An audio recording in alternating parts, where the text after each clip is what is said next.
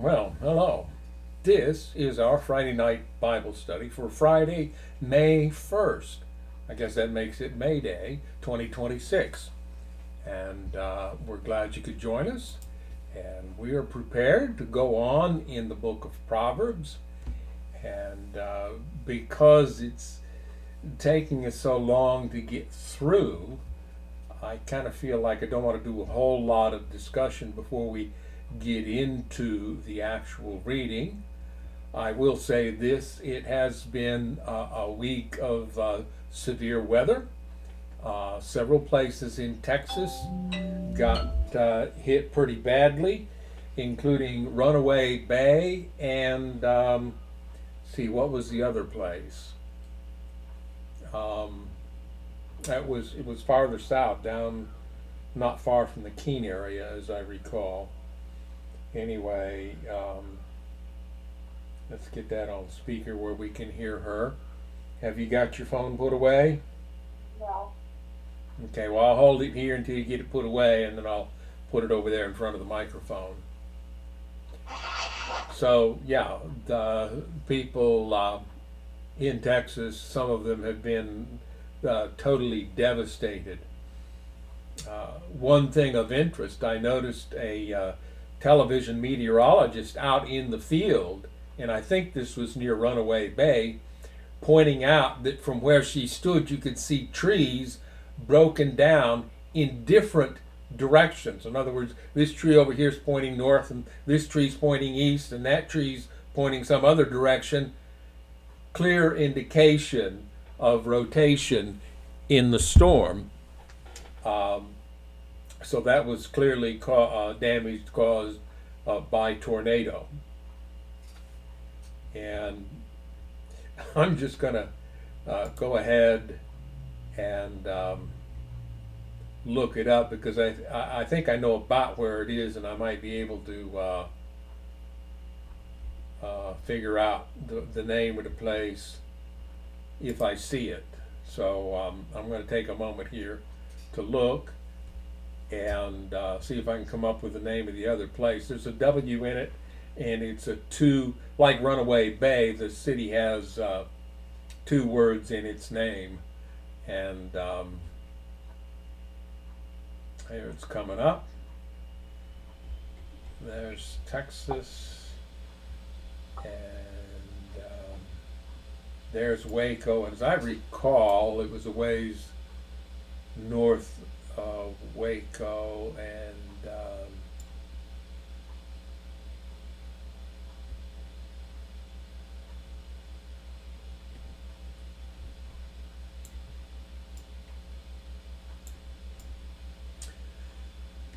okay, it wasn't down there I was thinking of. It's out west of Weatherford, and the name of the town was Mineral Wells. And the storm came down in an area out by a military helicopter base. And there were a number of houses that well, some of them were just completely flattened, but a lot of them had severe roof damage, or you'd see a two-story house that was now a one-story house that the top story had been knocked clear down. And there were three buildings that in the helicopter footage that I saw looked particularly badly damaged, and I got into Street View to look at them.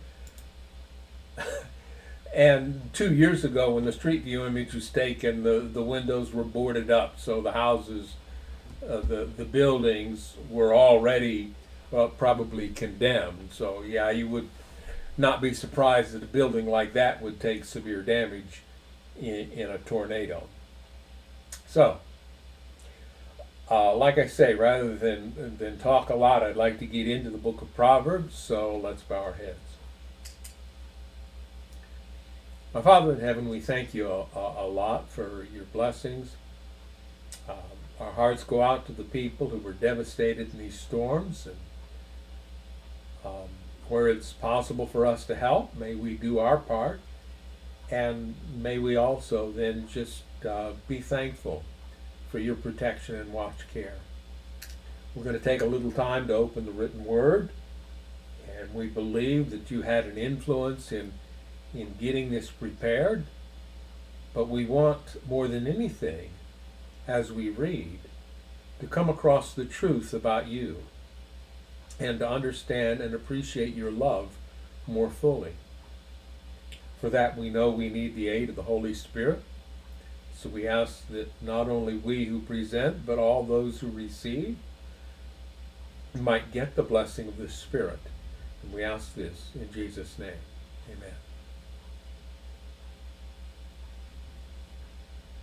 So, go this way and bring it up so you can read along with us. And you may see the video skipping out. For some reason, we have a slow connection tonight, and Facebook has been harassing me about low frame rate.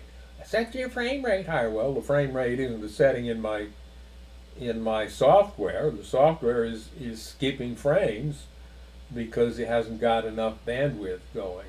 And I see right now that I've got pretty low bandwidth, so it's complaining about that. And you might see either fuzzy video or video that doesn't update very often.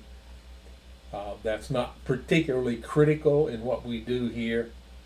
So hopefully you'll get it to where you can read along. We think reading along is an important part of how we do this. So at least when I don't forget to bring this screen up here where you can see what we're reading.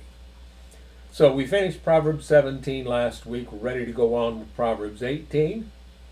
And this one starts out with a description about narcissists. Only it puts it this way. It doesn't use that term because, the Greek myth of Narcissus was already around. People had not yet adopted that name as a term for a particular personality disorder. But here's how Solomon saw it. Unfriendly people carry only about themselves. They lash out at common sense. Now, we do know that the version we're reading is a pretty interpretive one. So let's just go back to the King James, which is, it's not highly literal, but it is more literal-minded than something like this one. It says, though through desire a man, having separated himself, seeketh and intermeddleth with all wisdom. Do you know what that said? I'm having trouble with it myself. Let's see how the NIV chose to render that. And intermeddleth with all this wisdom. Yeah. He speaks from his own wisdom and spews out nonsense. Well, yeah, that's true. The NIV reads, an unfriendly man pursues selfish ends. He defies all sound judgment. And again, we like to look at these proverbs as nuggets of wisdom that Solomon put down in connection with cases that were brought to him as the court of final appeal in Israel. So you can imagine a case being brought before him where Solomon determined that one of the litigants only cared about what was good for that one litigant and had no concern for the other party. And even though he, as the king, tried to explain his decision to this person through wisdom, or they put it here, common sense. I don't like them using that term because it gets badly misused in our day, but they lash out at the wisdom that Solomon's offering, trying to point out to them where their approach to life had gone wrong. Oh no, the narcissist is never wrong. So even if the king tells you, hey, you goofed up, the king, he doesn't know anything. He wasn't part of the incident. He didn't see how my neighbor treated me, so he made a wrong decision. And there are people who just absolutely will not be convinced, given all the logic that you can present to them, that they were wrong. The next one is similar. Fools have no interest in understanding. They only want to air their own opinions. From the King James Version, a fool hath no delight in understanding, but that his heart may discover itself. Or from the NIV. Well, the NIV reads almost exactly the same as this. It says, a fool finds no pleasure in understanding, but delights in airing his own opinions. And, I've seen situations where somebody gets an opinion about a situation, and a third party observer, a disinterested observer, looking at the situation would say what he's saying isn't at all true, but he kept insisting it, and he kept saying it over and over and over and over and over again.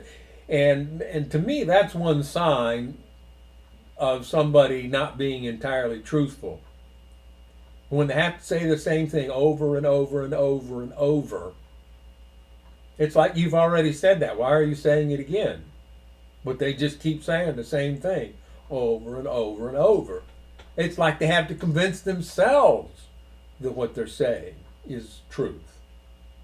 And of course they can't, because it's not truth and they know it, but they keep at it until eventually perhaps they do, because human memory is malleable, and eventually they remember the thing the way their mindset wanted it to be, and from there on out then that's their conclusion, and everybody else who saw it in the video, that's been doctored.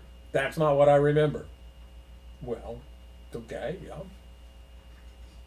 Verse 3, doing wrong leads to disgrace, and scandalous behavior brings contempt. I wonder if this was and I don't know if they had that back then, but if we have it today, they probably had it back then. Somebody was suing for slander or for loss of reputation, and wanted the king to tell somebody not to keep saying what they had done. And the king's response, well, if you do what's wrong, you're going to end up in disgrace.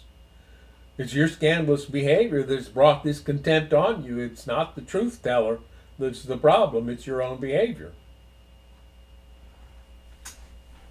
Wise words are like deep waters. Wisdom flows from the wise like a bubbling brook. And there's an interesting truth behind that. Notice he said deep waters.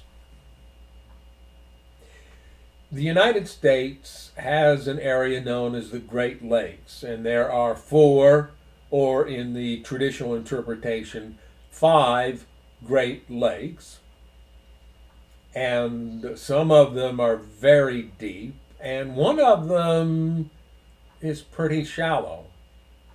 And the shallow one, that's Lake Erie on the north side of the state of Ohio, that one is prone to worse and more violent waves than the others. You would think, well, the deeper lakes would have the bigger waves. And yes, the other lakes can in fact produce devastating waves. Lake Superior has been the grave of a number of ships, in part because of high waves. But the storms can get particularly violent on Lake Erie because it's so shallow. So when wise words are like deep waters, the deep waters have a calming influence. Wisdom should have a calming influence on those who love wisdom and who seek to live wisely. Wisdom flows from the wise like a bubbling brook. Number 5, it is not right to acquit the guilty or deny justice to the innocent. And I would guess maybe in that case, Solomon reversed the decision of a lower judge. The case got brought to him, and Solomon listened to the things and saw the decision the other judge had made and says that wasn't right. And so then he writes this: it's not right to acquit the guilty or deny justice to the innocent. Fools' words get them into constant quarrels. They are asking for a beating. What do you think the sentence was in this case if he wrote that? The mouths of fools are their ruin. They trap themselves with their lips. He probably had a case before him, and one of the contestants kept, like I just suggested, saying the same thing over and over again, like as if somehow you repeat it often enough, it gets true. And Solomon says, whoa, the way you talk gets you into quarrels. In this case, your mouth is your ruin. You've trapped yourself by what you said. I find my cursor here so I can scroll the right thing. Rumors are dainty morsels that sink deep into one's heart. And just because it's true doesn't mean it isn't a rumor. And rumor spread by gossip is destructive.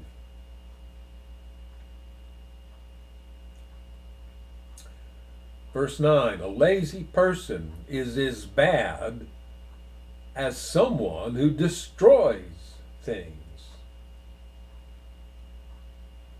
In other words, you can either destroy what's already been built, or you can sit around and not build it to begin with. The end result's the same thing. Thus, a lazy person is as bad as someone who destroys things. The name of the Lord is a strong fortress. The godly run to him and are safe. Now, the next one kind of presents a contrast to that, because then he says, the rich think of their wealth as a strong defense. They imagine it to be a high wall of safety. And you might even include the next verse, the next proverb, in this sequence as kind of tying up what's been said so far. Haughtiness goes before destruction. Humility precedes honor. So some people, they get into trouble, they turn to the Creator.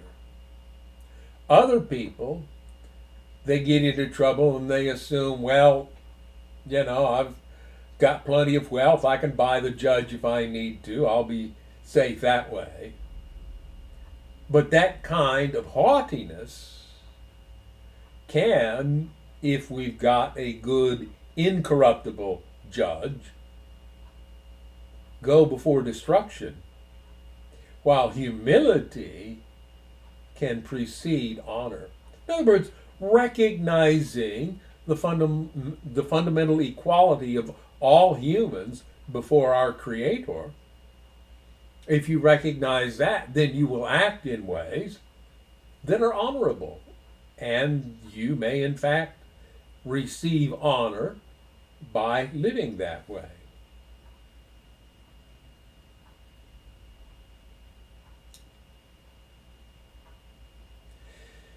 Spouting off before listening to the facts is both shameful and foolish. I wonder if maybe he had a litigant or defendant in front of him that didn't want to hear the truth, just wanted to tell the judge his side of the story, and his side of the story did not very well match the facts that were established later in the case. And so Judge Solomon said, in conclusion of the case, spouting off before listening to the facts is both shameful and foolish. The human spirit can endure a sick body, but who can bear a crushed spirit?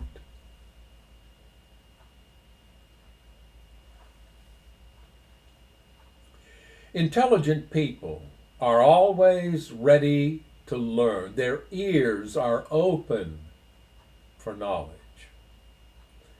That's why I've suggested that you should go through life with the attitude that there is not a person out there in the world that you might encounter that you couldn't learn something from.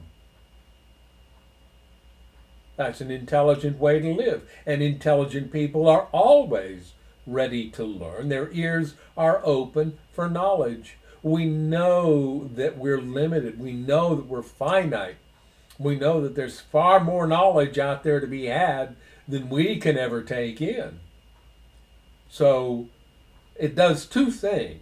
Number one, always being ready to learn widens our base of knowledge, but also always being willing to learn can correct us when our ideas start to get out of touch with reality.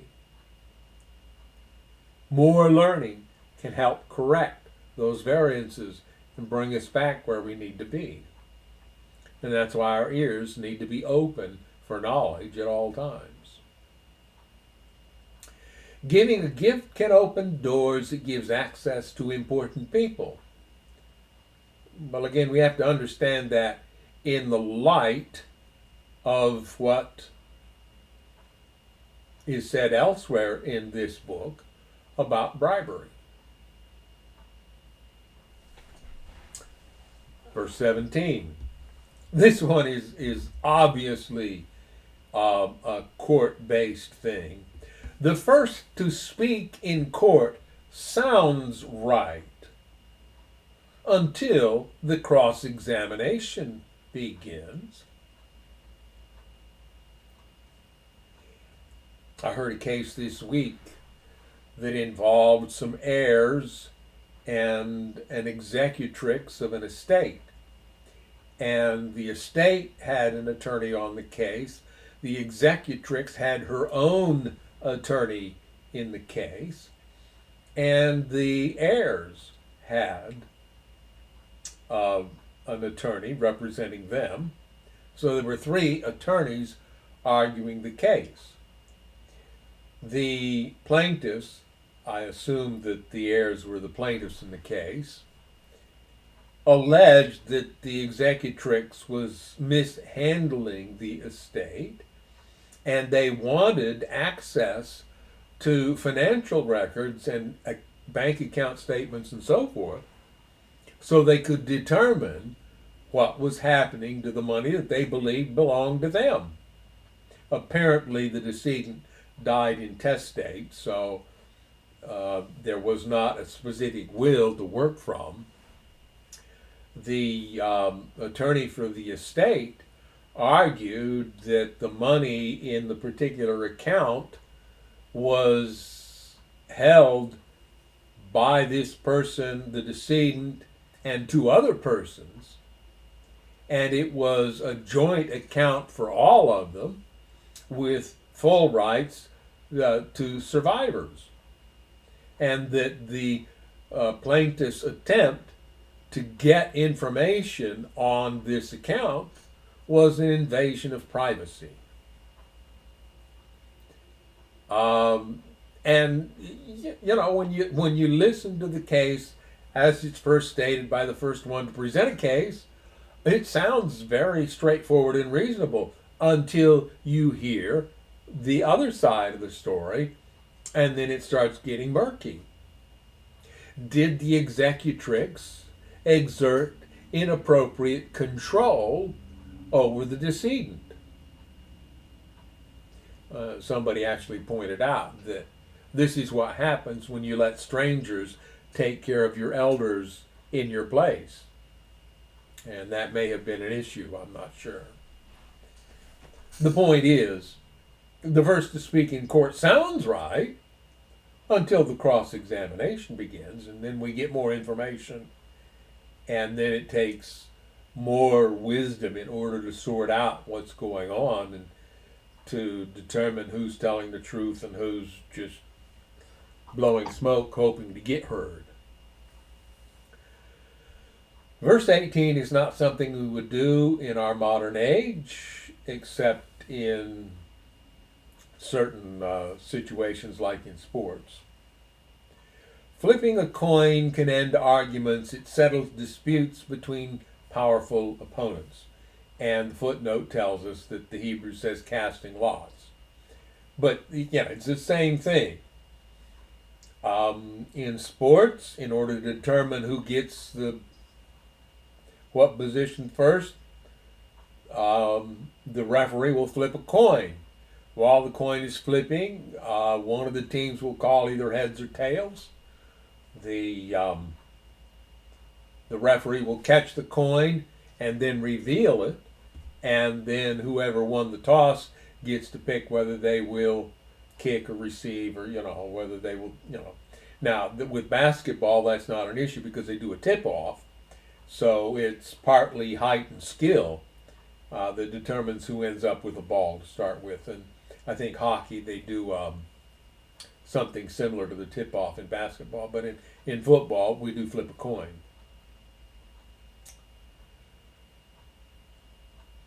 Verse 19, an offended friend is harder to win back than a fortified city.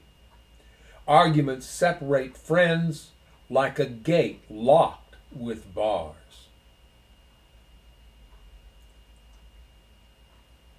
In other words, don't offend a friend without reason.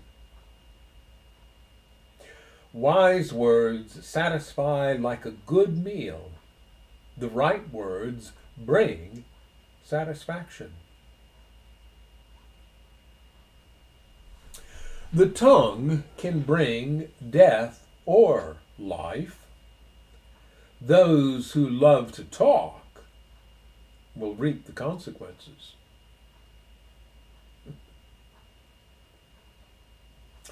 The man who finds a wife finds a treasure, and he receives favor from the Lord. That's sexist, of course, so we could apply it both ways. The poor plead for mercy, the rich answer with insults. Doesn't say what Solomon's decision was, but based on the general gist of this proverb, he may well have found for the poor person. There are friends who destroy each other, but a real friend sticks closer than a brother. Now that, I think, is, I'm going to look it up in the King James to be sure. I think that's worded differently in the King James, and worded so differently that it actually suggests a different thought.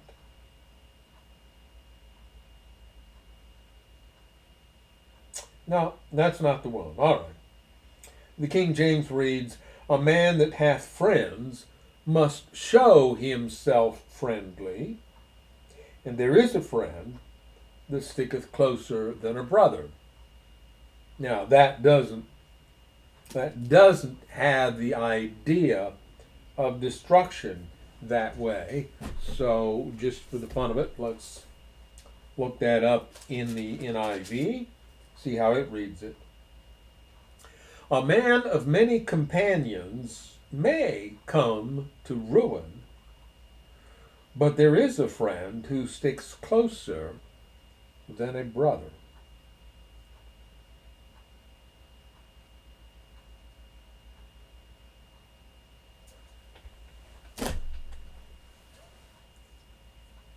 So the quality of friends, it suggests in the NIV reading there, may be more important than the quantity of friends.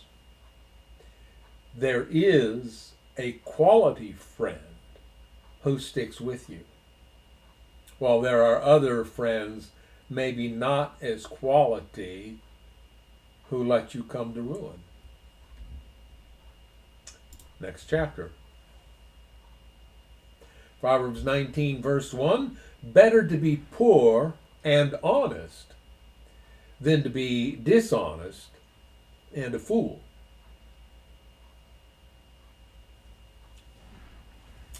Enthusiasm without knowledge is no good.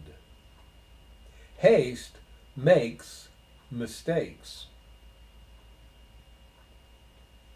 You may well have encountered a person who is very zealous and is gung-ho to get things done, and they take off without really thinking things through, and it's hard for them to be productive because they don't have a plan. They're just busy, and you end up being way too busy to be effective because you don't slow down and take your time.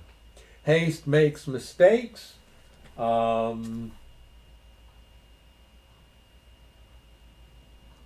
He that hasteth with his feet sinneth is the King James Version.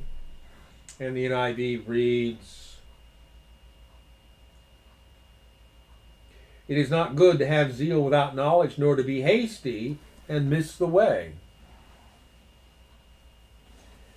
We have a saying, haste makes waste. That's kind of the same concept.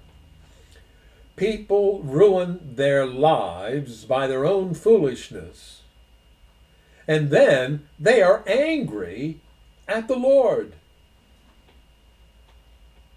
God, why'd you let this happen to me?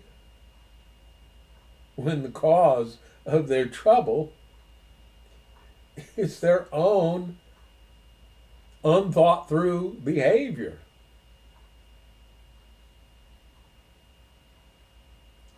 Well, God will protect you from disasters, but He won't protect you from the consequences. Usually. yeah. Wealth makes many friends. Poverty drives them all away. And this version put quotes around friends to talk about the quality of friends that we were discussing at the end of chapter 18.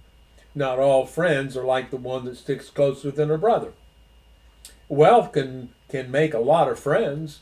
This is the idea that Jesus explored in his story of the prodigal father.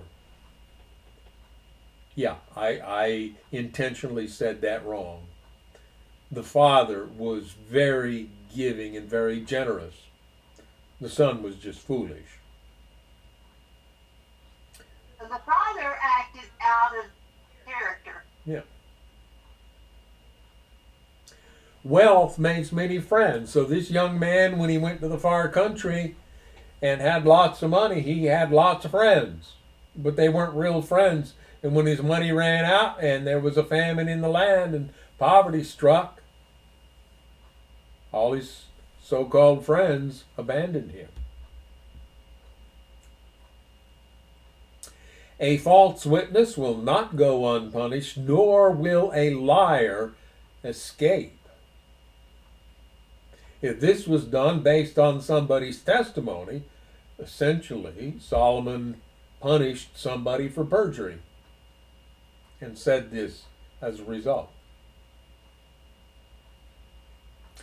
Many seek favors from a ruler, Everyone is the friend of a person who gives gifts. In other words, humans are fundamentally selfish. So if somebody's handing out something for free, yeah, we like that. We'll follow it. Everybody's their friend. The relatives of the poor despise them. How much more will their friends avoid them? Though the poor plead with them, their friends are gone.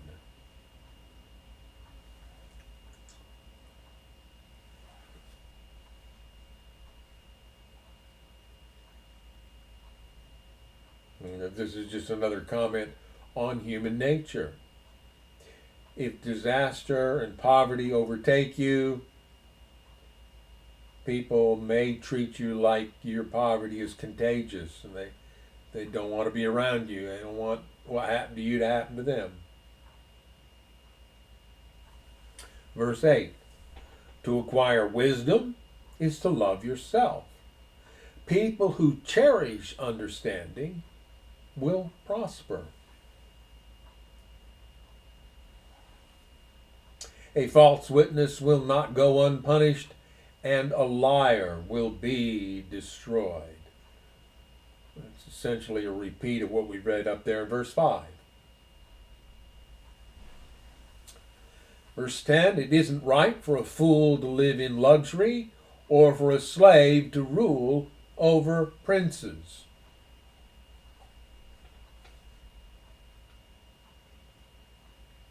There may be a touch of old covenant understanding in that, but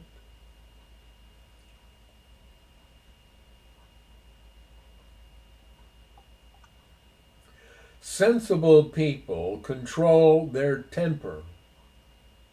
They earn respect by overlooking wrongs.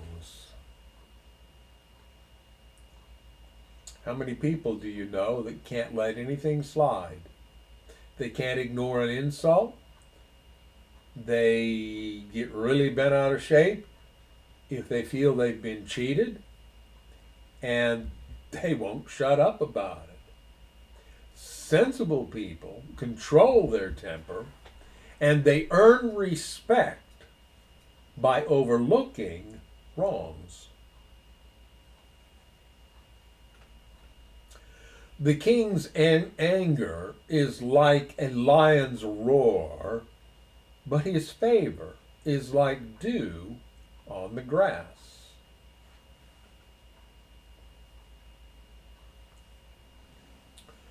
A foolish child, I'll bet you footnote A says son, is a calamity to a father. A quarrelsome wife is as annoying as constant dripping.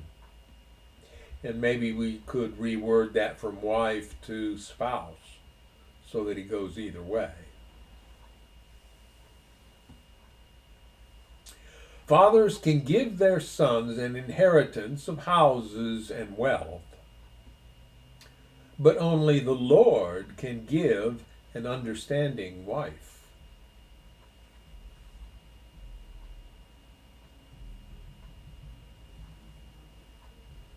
That's obviously written from the culture of the time where only men inherited things and so on and so forth. Now, can I tell a little bit of something to bring it to closer to our time and give you an idea of the difference between the common person and the wealthy? And this is real. Can I take a moment to tell that? Yeah. No. My boss, and I'm not going to tell her where I work because I'm going to speak about somebody who was very wealthy, wealthy enough you may have heard of her, and I don't want to reveal anything. So I'm just going to say that in the past, I worked for a lady who had been the personal private secretary of a very wealthy, prominent lady. Um, her prominence came from being born into, well, who her daddy was and who she married. That was her claim to fame. She had her friends, if you want to call them friends. They were, I would say, social climbers, actually, because some of the stuff that they did.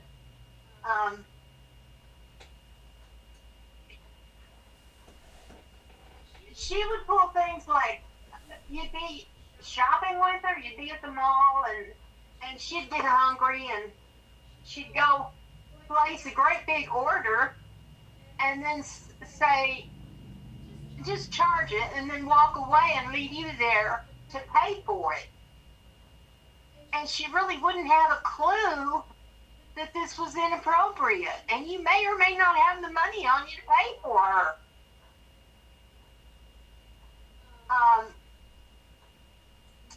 My boss said that she'd go shopping with the lady, and she'd find something, and she'd want a dozen of them in the same color, in different colors. So they'd start gathering in them, and she'd say, just charge it, turn around, and walk away.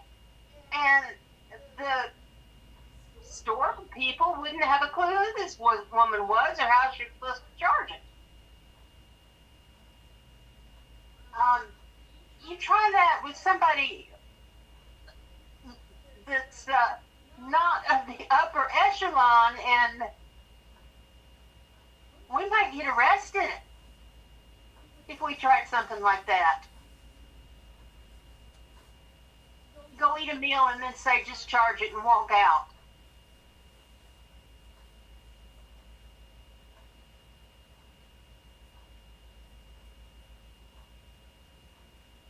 Is that it? Yeah, it's kind of like being in a different world. Yeah.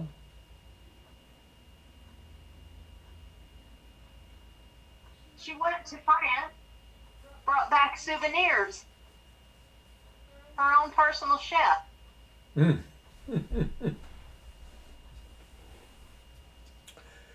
Verse 15. Lazy people sleep soundly, but idleness leaves them hungry. Keep the commandments and keep your life. Despising them leads to death. I wonder if this was a death penalty case. If you help the poor, you are lending to the Lord, and He will repay you. Discipline your children while there is hope, otherwise you will ruin their lives.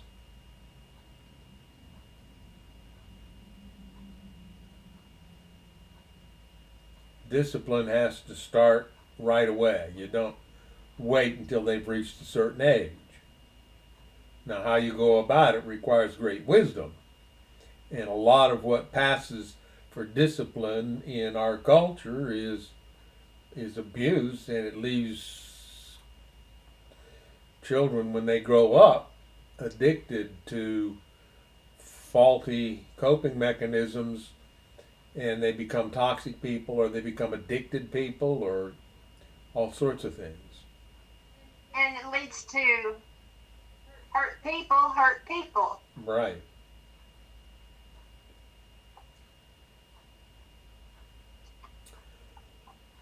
Hot-tempered people must pay the penalty.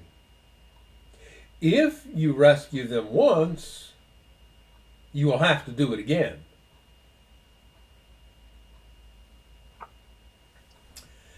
Get all the advice and instruction you can, so you will be wise the rest of your life.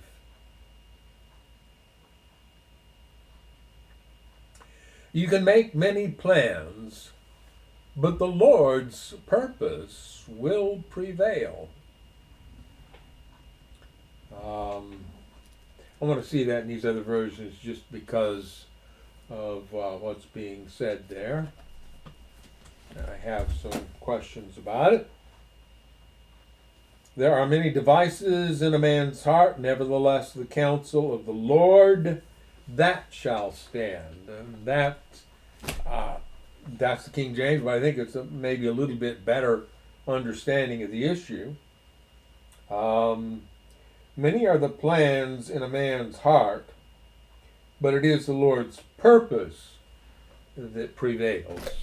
I have a problem with that take on this simply because it suggests that you can decide what you want to do, but God's going to override it and get what he wants anyway.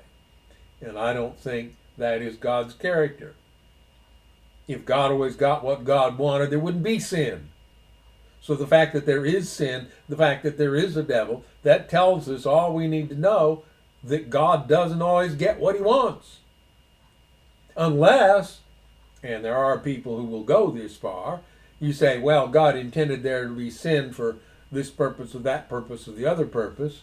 But ultimately, that comes down to the idea that God wanted to be cruel, so he needed sinners he could be cruel to.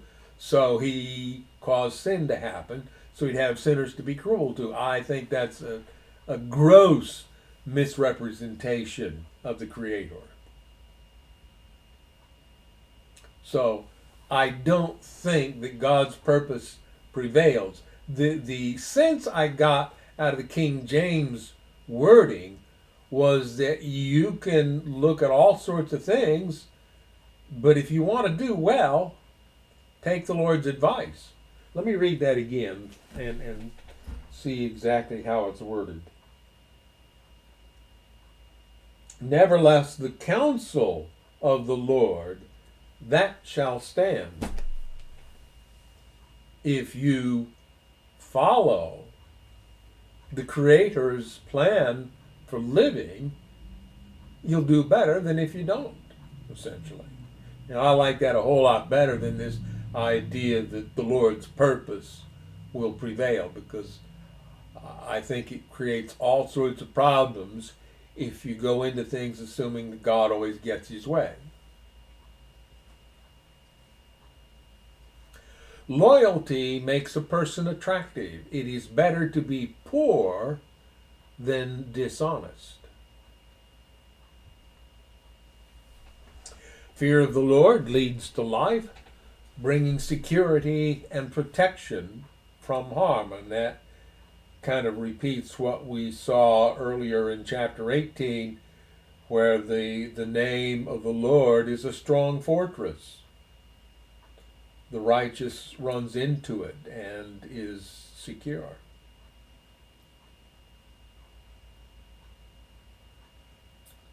Here's a colorful saying.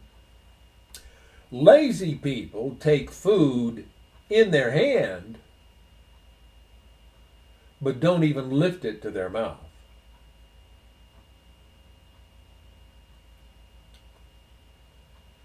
If you punish a mocker, the simple-minded will learn a lesson.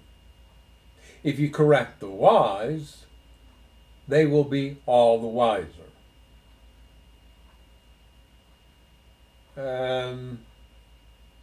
The second part, I think, is more true than the first part. There are a lot of people out there that cannot be corrected even if there are consequences for what they've done. They just assume that they're the victims of an unjust system, and the punishment makes no change in their outlook or their behavior or how they approach other people.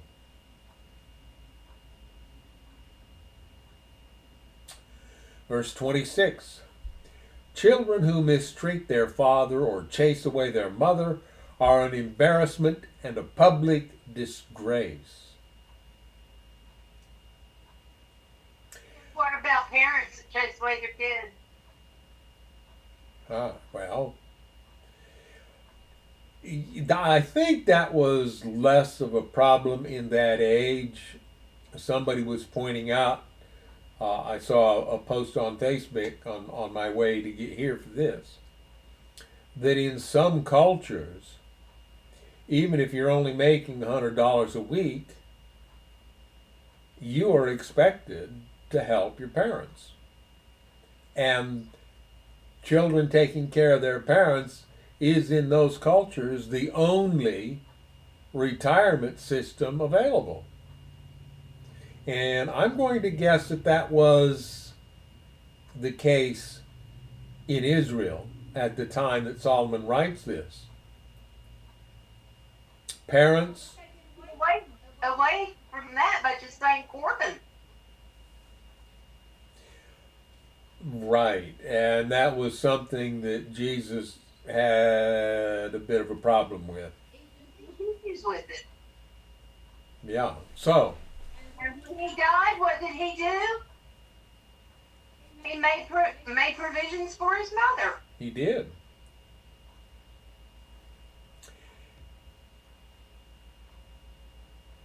Which is why it became so important in that culture to have children.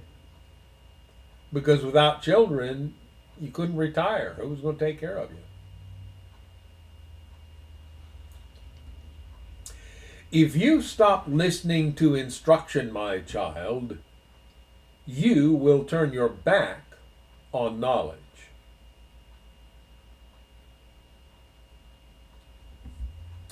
A corrupt witness makes a mockery of justice.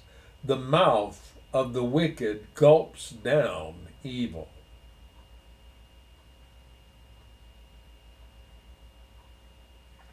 And then this final verse, which I think reiterates the idea that Solomon seemed to believe that corporal punishment was appropriate. Punishment is made for mockers, and the backs of fools are made to be beaten.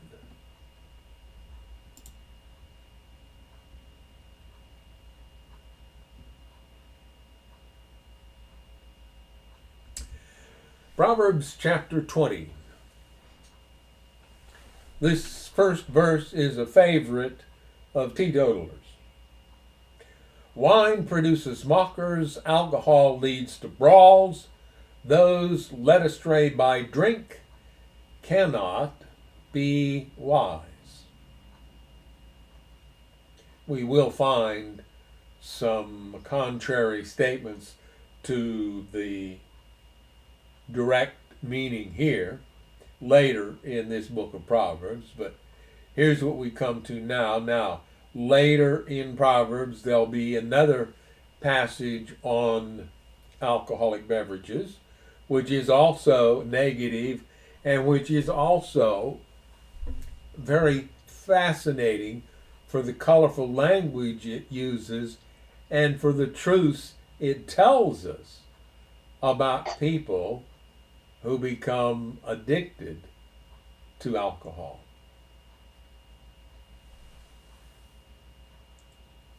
The king's fury is like a lion's roar. To rouse his anger is to risk your life. Now, in our day and age, we have a construction known as contempt of court. And judges do have the power, when they believe that someone in their courtroom is disturbing proper decorum or is showing disrespect for our system of justice, to fine a person or even to put them in jail. And in most states, they get up to 90 or even 93 days that they can sentence a person to for contempt of court. In Solomon's case, with the king being the court of final appeal, they didn't have the contempt of court concept, but still the king got to make that final decision. And you best not do things to make that king angry. The king's fury is like a lion's roar. To rouse his anger is to risk your life. Avoiding a fight is a mark of honor. Only fools insist on quarreling. If you can't agree on something, agree to disagree and drop it. Don't get into a quarrel over it. Don't get into an argument over it.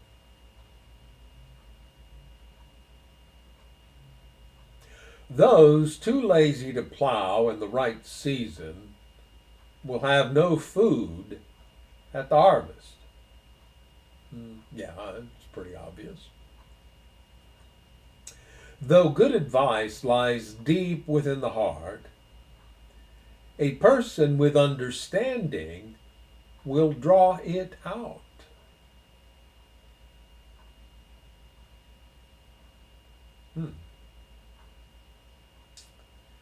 I don't know what case might have led to him saying that, but I can understand the idea that if you want to make wise and elevating decisions, you will go to great lengths to get the best advice available, even if sometimes the sources of that advice are reluctant to share it.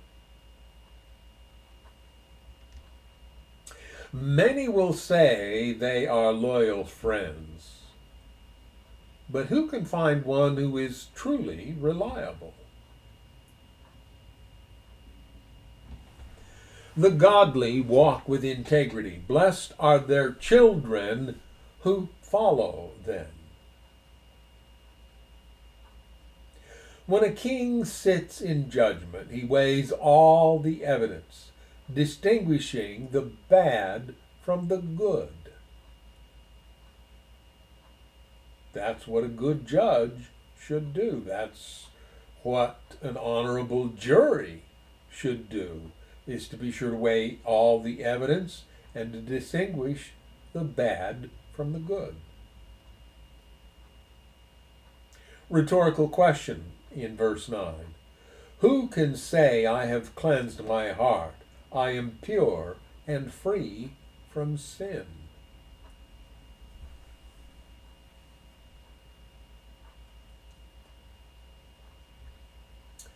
False weight and unequal measures. The Lord detests double standards of every kind. Now there's a footnote there under the measures: a stone, an ephah, and an ephah. Okay. Just for the fun of it, let's see how the King James rendered that. And I scrolled too far up.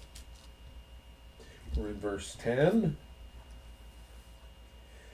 Divers weights and divers measures, both of them are alike abomination to the Lord.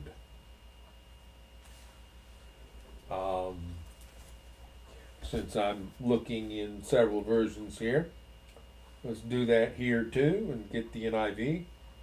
Differing weights and differing measures, the Lord detests them both. In other words, things need to be fair.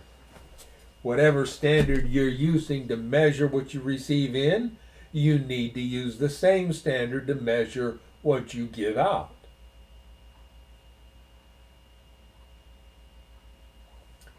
Even children are known by the way they act, whether their conduct is pure and whether it is right.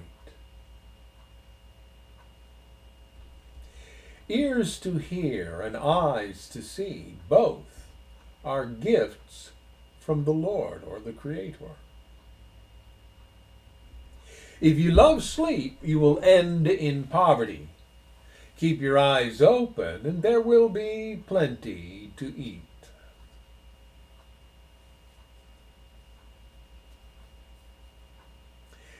Here's an interesting one. Verse 14. The buyer haggles over the price, saying, "It is worthless," then brags about getting a bargain. NIV. I wonder if you ever met a fisherman. The NIV kind of makes it a little bit more colorful.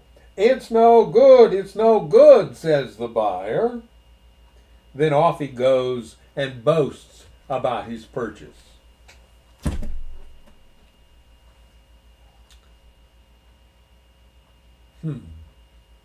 I wonder if a merchant felt like they'd been gypped by one of their customers, and then they found out what the customer was saying about it after the purchase, and they wanted to get a better price for it, since obviously he valued it more than he said he did when they were negotiating the price. And that may have come all the way to Solomon. And Solomon says this: the buyer haggles over the price, saying, "It's worthless," then brags about getting a bargain. Wise words are more valuable than much gold and many rubies. In other words, the value of a carefully thought out life. Get security from someone who guarantees a stranger's debt. Get a deposit if he does it for foreigners. Footnote B. An alternate reading in the Masoretic text is for a promiscuous woman.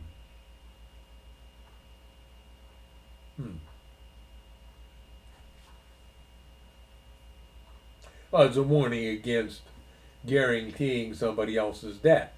You can end up in trouble. And that does happen in our day. I saw a court case recently where the defendant was not the person who incurred the debt. But now he was complaining about having his wages garnished. Well, if you signed on that line and back this guy up and then he doesn't come through, the creditor has the right to come after you. Well, that's what being a guarantor is. That's what guarantor means. You guarantee. Right. Hey.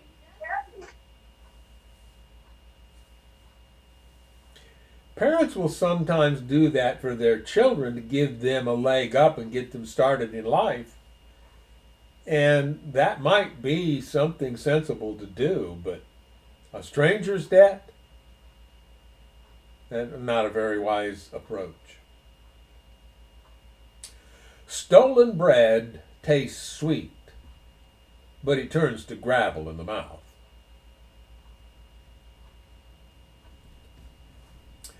Plans succeed through good counsel. Don't go to war without wise advice.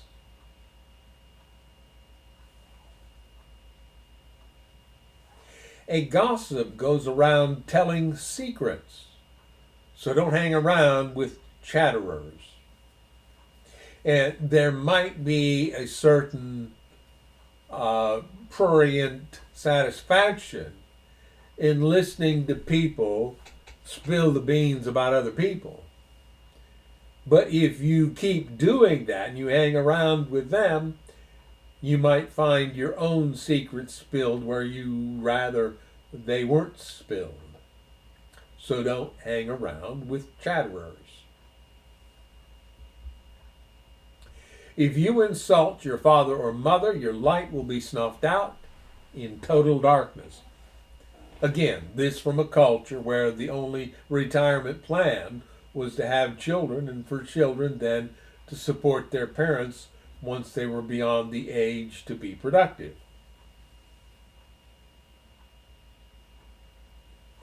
Verse 21 is another one that kind of gets addressed in Jesus' parable.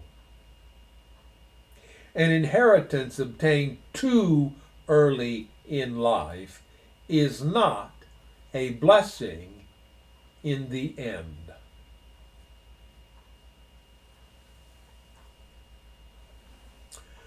Don't say, I will get even for this wrong. Wait for the Lord to handle the matter.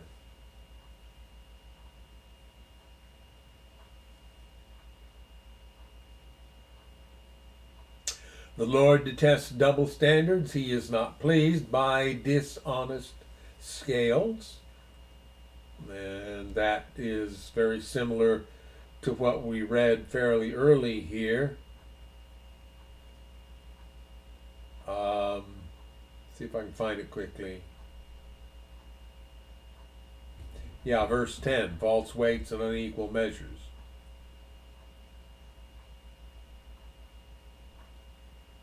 Verse 24, the Lord directs our steps. So why try to understand everything along the way? Life can be a puzzle at times. What's coming next can be a total mystery. Rather than wasting our time trying to sort all that out, why don't we learn to trust our Creator and then leave things with Him, let Him do the worrying, which I'm sure He doesn't do, but leave that with Him so that we don't tear ourselves up through worry. Don't trap yourself by making a rash promise to God and only later counting the cost. That's something that Jephthah needed to hear. He made a rash promise, and it turned out to be exceptionally costly to him.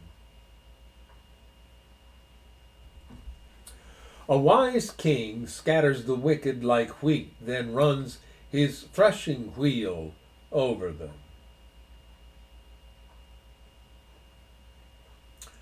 The Lord's light penetrates the human spirit, exposing every hidden motive. There's the footnote there for that. The human spirit is the Lord's light. And since that suggests different understandings of the verse, let's see.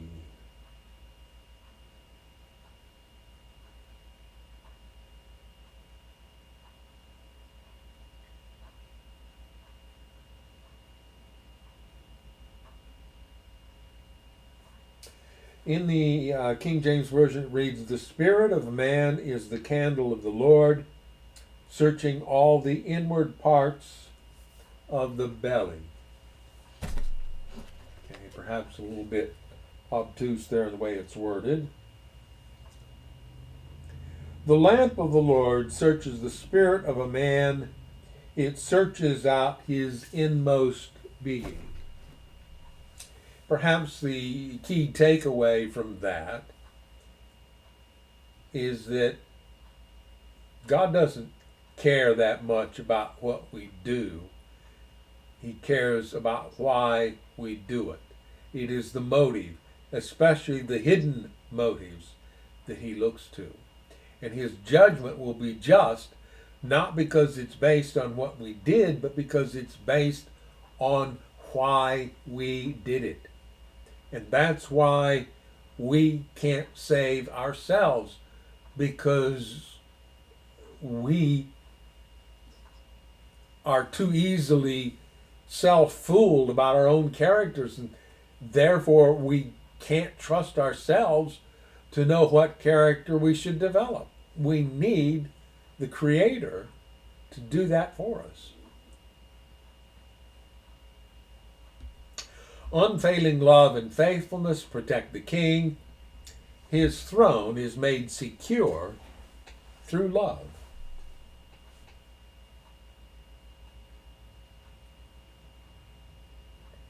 The glory of the young is their strength. The gray hair of experience is the splendor of the old. In other words, when you're young, that's when it's a good time to put forward a lot of effort. and to rely on others for the wisdom. Once you get older, you may not have the strength to do all those physical things, but you do have the wisdom of many years on you.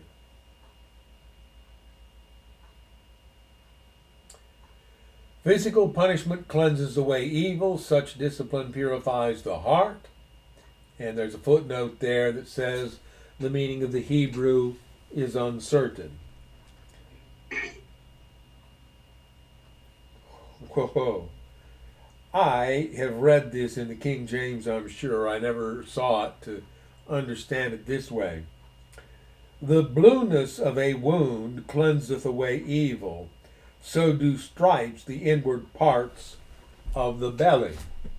Well, clearly, Solomon was convinced that corporal or physical punishment could, in fact, improve things. Today, we would doubt that. Last verse of chapter 20. Blows and wounds cleanse away evil, and beatings purge the inmost being.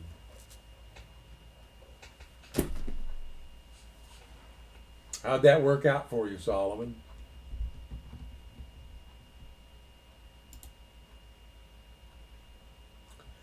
The king's heart is like a stream of water directed by the Lord. He guides it wherever he pleases. Well, if the king is willing, yes. If the king's not willing, God's going to honor the king's personal freedom. People may be right in their own eyes, but the Lord examines their heart. Well, you can imagine a king who's serving as a court of justice, listening to people coming in, telling their side of the story, and justifying their own behavior and honestly believing they're right. And Solomon sees that and says, yes, they may be right in their own eyes, but the Lord examines their heart. He knows what's really going on.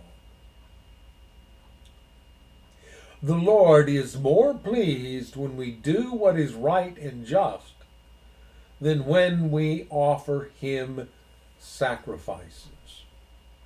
Sacrifices were a big part of the Hebrew worship system. Unfortunately, they tended to be seen as a means of placating the deity. God's angry at you. You have to do something so he won't be angry with you anymore. You have to appease him in order to get good things in your life. That is what? You're still taught that. Well, I think there is a pretty strong appeasement understanding in modern theology. We've got to appease God. Think back to when I was really sick,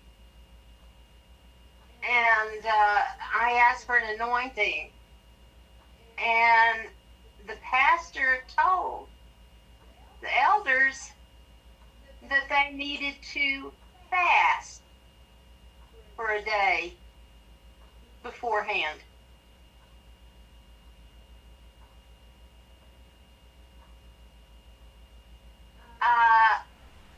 He didn't dare tell me that because I'd lost the ability to eat.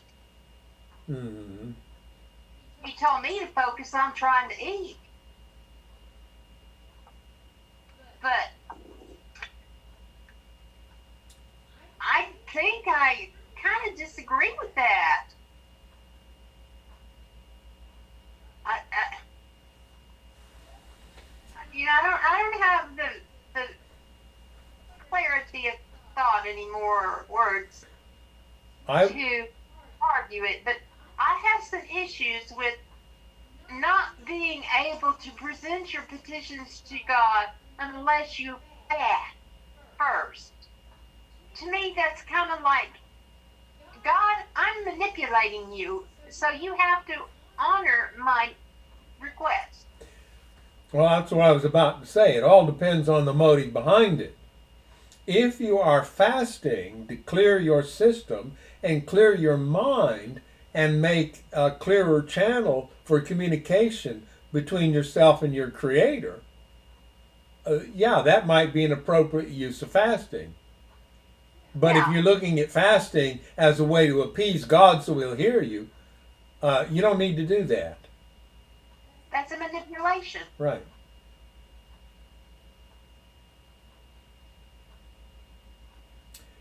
But what I see here in verse 3 of chapter 21, Solomon is beginning to see that that appeasement concept isn't the way that the Creator works.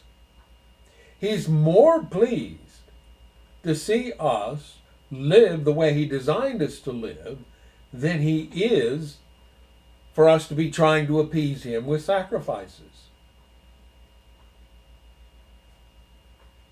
Haughty eyes, a proud heart, and evil actions are all sin.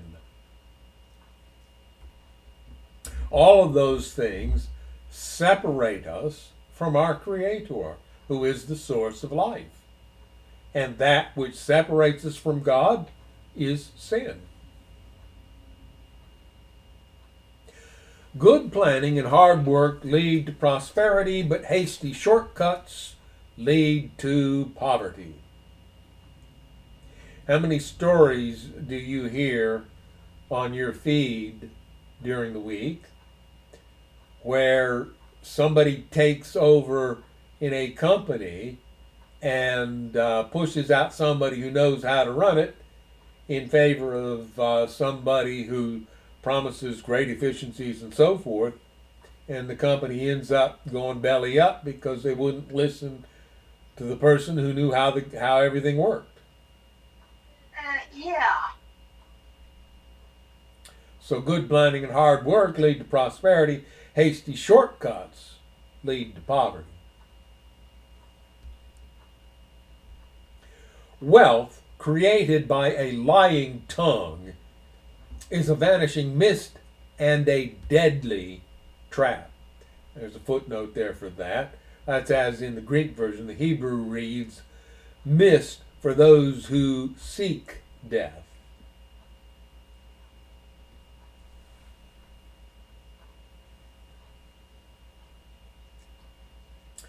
The violence of the wicked sweeps them away because they refuse to do what is just. The guilty walk a crooked path. The innocent travel a straight road. Or as one poet put it, oh, what a tangled web we weave when first we practice to deceive.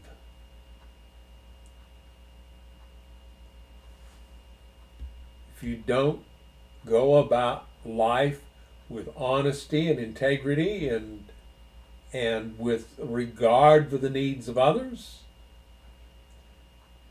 it leads to all sorts of complexities and you walk a crooked path. If you are innocent, you travel a straight road. You know where you're going and things don't get in your way. This next verse is a bit sexist, but we could understand it non-gendered and might be the same concept. It's better to live alone in the corner of an attic than with a quarrelsome spouse in a lovely home.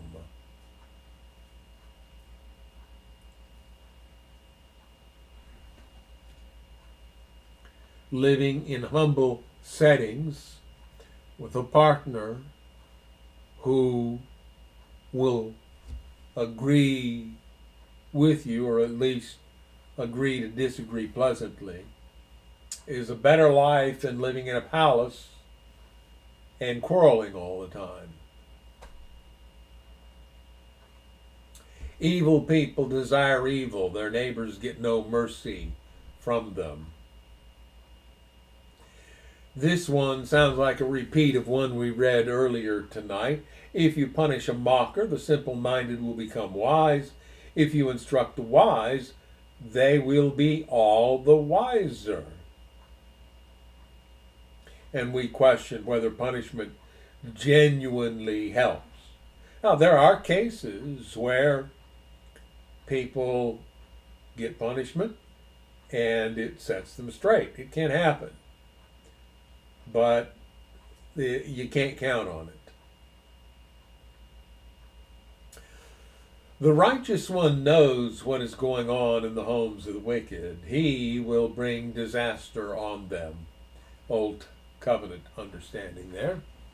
And they've got a footnote there for the righteous one, the righteous man.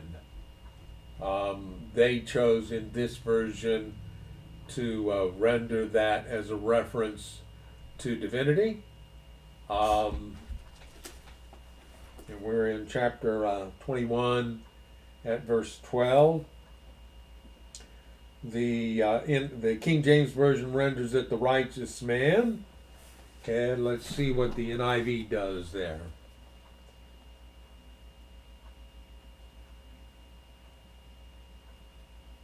The NIV capitalizes it, the righteous one, so it makes it a reference to divinity.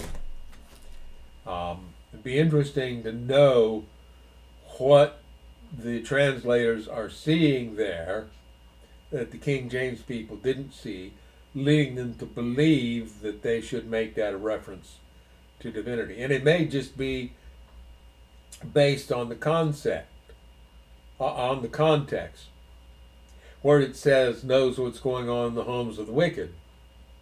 Well, ultimately, only the Creator would know that. Those who shut their ears to the cries of the poor will be ignored in their own time of need. And this may have been a case where somebody came to the king pleading for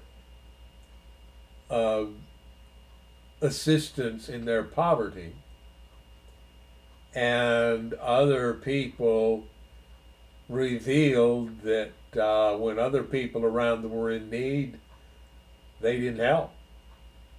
And said, you shouldn't help this person because when they had the opportunity to help, they didn't.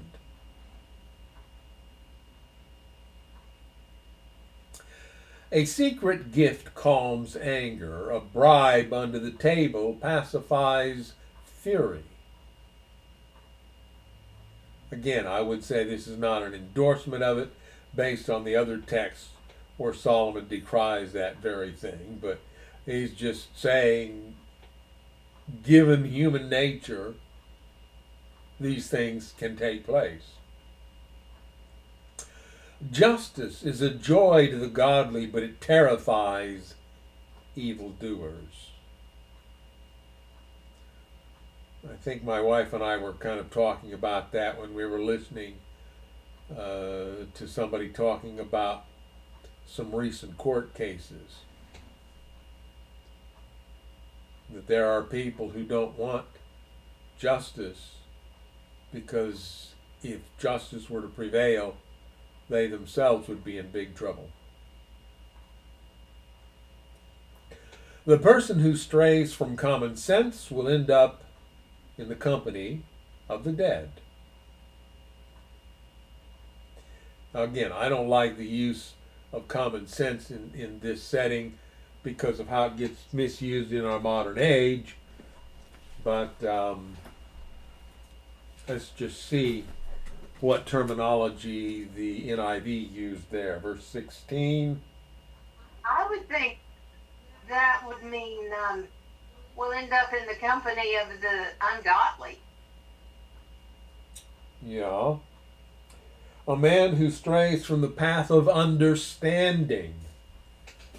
I like understanding better than common sense just because. Yeah.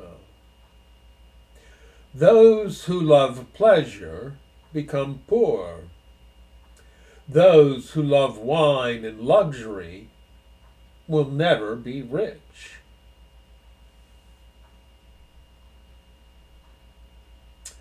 The wicked are punished in place of the godly, and traitors in place of the honest.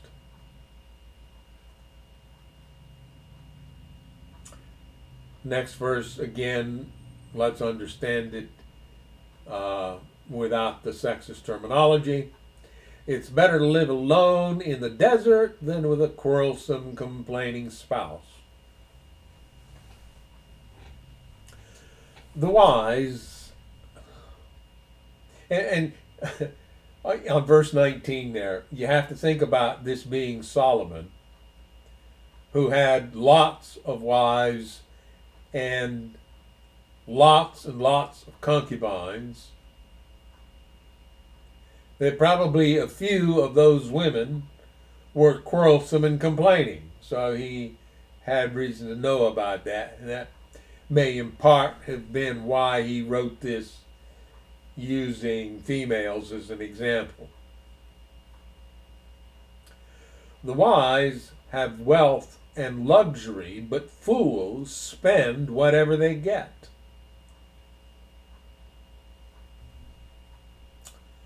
Verse 21, whoever pursues righteousness and unfailing love will find life, righteousness, and honor. Well, the wisest man who ever lived was the one who had all those wives, quarrelsome wives. Yeah.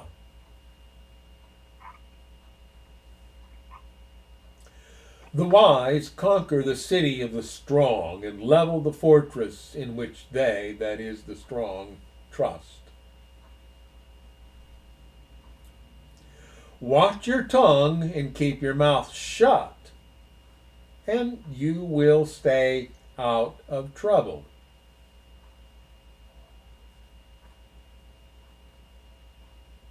I think I can look back on my own life and see times when, well, in both ways, times when I should have kept my mouth shut, and times when I'm very glad that I did keep my mouth shut, and thus stayed out of trouble.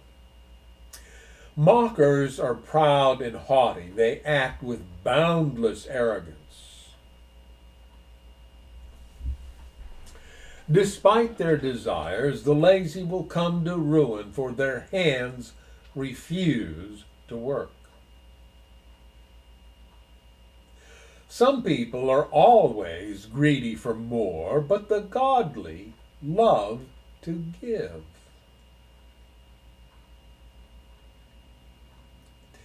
The sacrifice of an evil person is detestable, especially when it is offered with wrong motives.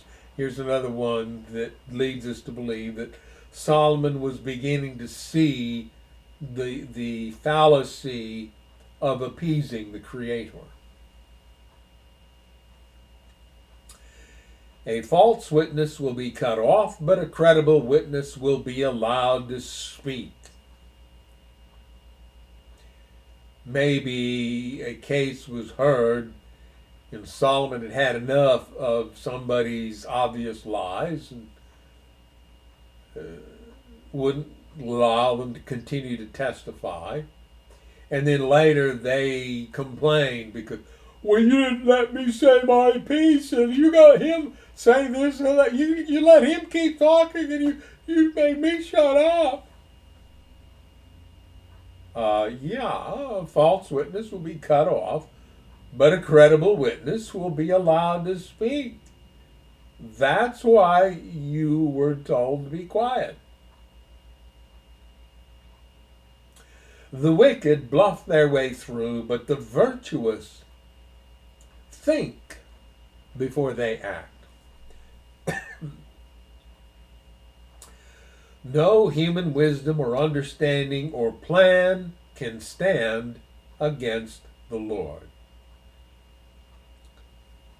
Possibly an old covenant understanding, or in ultimate eternal terms, yes, if you go about things through your own planning, you may find that in the day you stand before the Lord that you can't stand.